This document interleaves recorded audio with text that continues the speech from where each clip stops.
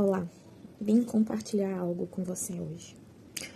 Começando com Provérbios 10, 31, que diz assim: a boca do justo produz sabedoria, mas a língua do perverso será arrancada. A atitude de falar, né? O uso da palavra. O uso da palavra de forma justa produz sabedoria. Porém, a língua que profere perversidades, ela não gera fruto. E ela será arrancada e eliminada. A nossa boca é aquilo que diz, é uma ferramenta para proferir palavras. E a perversidade, ela vem para torcer, manipular a verdade. Mas o destino dos transgressores, da aliança, dos não arrependidos, já está determinado. Eles serão arrancados, eles serão eliminados. Eu quero contar para vocês uma experiência particular que passou a ter mais sentido no dia de hoje. Estava refletindo, me veio na memória, comecei a fazer algumas reflexões e quero compartilhar com você que está aqui me acompanhando. Em abril de 2018, eu tirei uma semana que antecedia um dia do meu aniversário. Eu mais uma amiga ali naquela época decidimos tirar essa semana e nós chamamos de missão da nossa vida. Era uma semana que nós tiramos para fazer ações de abençoar pessoas, lugares, atitudes altruístas para servir. E fazer essas ações era uma forma da gente ajudar, contribuir com o amor que Deus havia nos dado, sem julgamento, sem esperar nada em troca, apenas agir, apenas fazer. E nós usamos, inclusive, as nossas redes sociais para fazer divulgação, recebemos ajuda de várias pessoas para essas ações. E em uma dessas ocasiões em que nós estávamos nesses dias, aconteceu de irmos até, de uma forma que não foi planejada, até o ponto atendimento da Glória, que fica ali na Glória. Quando chegamos lá, nós imediatamente fomos abordados por um rapaz. Ele estava ali, né, buscando organizar os carros, para de alguma forma angariar algum recurso, que nós temos o hábito de chamar de flanelinhas, né? Mas nitidamente ele era um rapaz com uma aparência de mendigo desleixada, né? E ali na rua, né? E o nome dele era Igor. E aquele momento, quando eu encontrei com ele, aquilo me impactou muito, muito forte. E eu olhei nos olhos dele, tinha uns olhos bem claros. E ali eu comecei a olhar nos olhos dele, ele conversou um pouco conosco, começou a contar um pouco da sua história. E naquele momento eu fui tocada por Deus. E eu percebi que de alguma forma eu tinha que ajudar, eu tinha que contribuir com aquele rapaz. Nós fizemos a ação que nós tínhamos para fazer ali no pronto atendimento da Glória, né, oferecendo algo para comer para as pessoas que estavam esperando o atendimento ali naquele lugar. Mas mesmo assim aquilo ficou ali me incomodando. E aí, na conversa que ele teve comigo e com essa minha amiga, nós acabamos falando de algumas questões religiosas. Ele falou uma coisa de já ter participado da Igreja Adventista anos atrás, falou de Luiz Gonçalves na época, né, que era muito evidente, e ele falou, né, que tinha vontade de ser batizado por ele e tal, falou algumas coisas que a gente percebeu, de fato, que ele tinha alguma conexão com a Igreja Adventista de alguma forma. Mas ele era uma pessoa ali de rua e que nitidamente, certamente, pegava recursos financeiros não para sobreviver e com comida, mas para manter o seu vício de drogas. Ainda assim, querendo ajudá-lo, nós buscamos comprar roupas para ele, ajudá-los, voltamos naquele lugar ali para conversar mais com ele, até que veio uma decisão de pegar aquele rapaz, trazer para dentro da casa onde nós estávamos hospedadas durante o projeto que a gente estava fazendo essas ações. E demos ali o que vestir, o que comer, ele tomou banho, tinha um lugar para dormir, uma cama para dormir. E nessa nossa atitude, ele acabou participando inclusive de algumas ações conosco desse projeto indo buscar alguns recursos na casa de algumas pessoas, ele começou a participar desse projeto com a gente. E aí, num dado momento, na época, eu estava casada, já nos últimos suspiros daquele casamento que estava quase sem fôlego. Já nos últimos batimentos daquele matrimônio. Quando a gente tomou essa atitude de trazer esse rapaz para dentro de casa, e essas questões acabaram acontecendo, de ele se envolver, inclusive, nesse projeto, houve uma situação em que nós tínhamos saído de casa, eu e minha amiga tínhamos saído de casa por alguma razão, e quando nós voltamos, os nossos, até então, maridos, estavam de uma forma muito transtornados, falando conosco de que aquele rapaz estava usando drogas dentro da nossa casa. De que aquele rapaz tinha trago droga e ele estava com droga na bolsa e que ele estava ali se drogando, e eles expulsaram aquele rapaz, né, da casa, e foi uma situação muito ruim. E aquilo para mim foi um choque. E eu duvidei. Naquele momento, eu de fato devo admitir que ele tinha razão quando ele me disse uma frase. Mas antes de falar a frase, eu não quero aqui fazer juízo de valor sobre correr risco ou não correr risco pelo que aconteceu, porque de fato hoje a gente compreende que houveram riscos, né, de colocarmos ele dentro de casa. Mas nós entendemos que nós estávamos fazendo algo que era correto, altruísta, devido ao contexto em que a gente estava vivendo naquela semana, dedicada para servir, dedicados para servir sem reservas, dedicada para servir sem julgamentos, dedicadas a servir como Cristo nos pediu que deveríamos servir. Certamente aquele rapaz, ele estava precisando de ajuda quanto a entorpecentes por ser usuário de drogas. Isso nós buscamos ajudar também. Em uma outra situação, quem sabe eu conto melhor sobre isso. Mas o fato é que eu confesso que eu duvidei. Eu duvidei a forma pela qual houve a exposição daquele fato. Eles ameaçaram aquele rapaz. E eu duvidei. Naquele dia, naquele momento, naquela situação, eu duvidei da palavra daquele que era o meu esposo.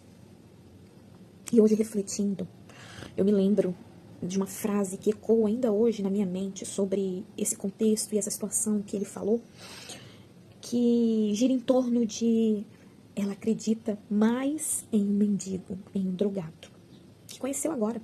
Não faz pouco tempo, conheceu agora um mendigo drogado, do que crer e acreditar no próprio marido, no que o marido diz. Essa frase ecoa até hoje na minha mente. E hoje, relembrando esse fato, eu devo dizer que ele tinha razão.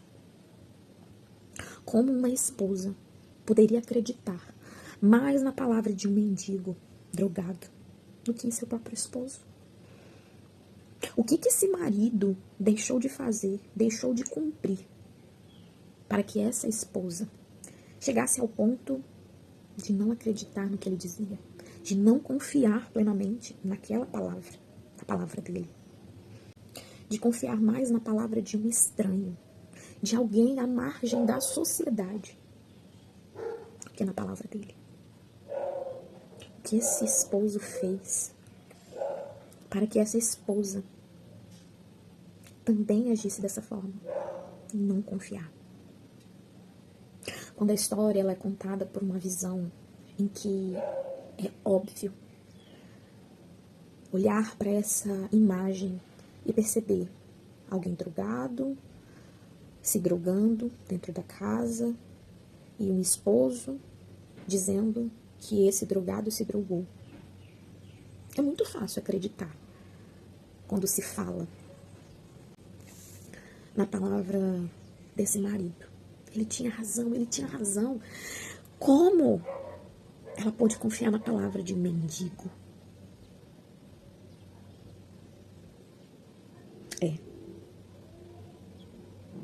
É mais fácil acreditar em algo que é tão óbvio do que parar para entender o que estava por trás dessa desconfiança, dessa falta que essa mulher estava sentindo para acreditar de fato na palavra do marido sem reservas. Nós temos a tendência natural de julgar pelo óbvio. Pelo contexto óbvio, ouvindo essa história, talvez você esteja mais cara, faz todo sentido. Esse cara tem razão. E eu não estou tirando a razão dele, de fato ele tem razão. O que eu quero trazer de reflexão é o que está por trás dessa atitude. Quem de fato se interessa ou se importa em perguntar por que essa pessoa, por que essa mulher estava confiando mais na palavra de um mendigo, um drogado, do que na palavra do seu até então esposo.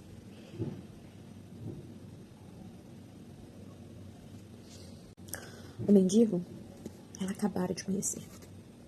E ela decidiu dar um voto de confiança. E dar um voto de confiança não significa confiar. Tem o benefício da dúvida. Mas o que importa de verdade? Quem essa mulher conhecia e convivia todos os dias, vendo suas atitudes, seus comportamentos, suas palavras ditas, suas palavras não ditas, as suas promessas não cumpridas, quebradas. Como esse homem conseguiu se tornar inconfiável, tornar sua palavra duvidosa, ao ponto dessa mulher ter duvidado, não ter confiado em que ele estava dizendo.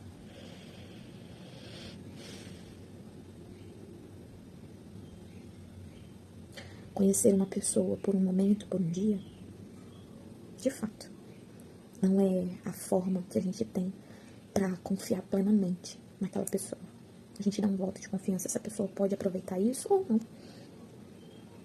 Mas e quando você convive diariamente com essa pessoa? E quando ela te diz algo, você não acredita? Ou pelo menos duvida. O que isso diz sobre essa história? Será que o real problema, de fato, foi o risco corrido de colocar um mendigo drogado dentro de casa? Ou o maior risco acontecia todos os dias, de promessas quebradas, de palavras não cumpridas, de atitudes não realizadas, de comportamentos danosos, na qual, no final, parou de bater o coração desse matrimônio. O coração desse matrimônio. O último suspiro, então, aconteceu. Quantas vezes nós queremos arrumar pretextos, justificativas, para imputar no outro aquilo que está faltando em nós? A responsabilidade, o cuidado, o compromisso, as ausências, as atitudes que fortalecem aqueles na qual que convivemos, desconfiar de nós, que deveríamos ser o lugar mais seguro, o lugar onde a dúvida não deveria existir. Eu quero compartilhar muitos aprendizados aqui com vocês. Existem alguns que eu não vou conseguir compartilhar até que eu tenha de fato algumas clarezas de quando, como. Mas eu tenho um desejo muito grande no meu coração de compartilhar muitos aprendizados.